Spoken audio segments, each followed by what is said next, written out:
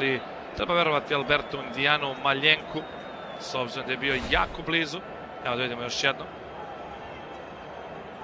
Pa da smo u Premier ligi, verovatno ovo ne bi bio prekršaj, ali Undijano Maljenko je dosudio slobodan udarac za Deportivo Mirandes. Pablo Infante uzima zalet. Da li može da postigne pogodak? Odlična pozicija, negde oko 25 metara od gola Gorkira i Sosa. Što bi neki komentatori rekli, 25 metara i 12 santimetara.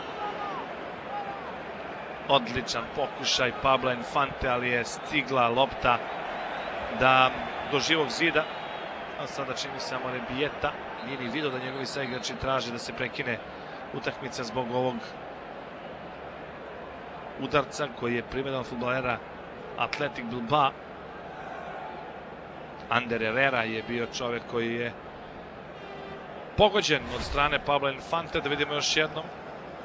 Izvanredan slobodan udarac je ovo bio, ne centar šut, ali su dobro skočili fudbaleri Athletic Bilbao i sprečili Pabla Infantea da bude precizniji. Aorteneće za Cesara Canedo.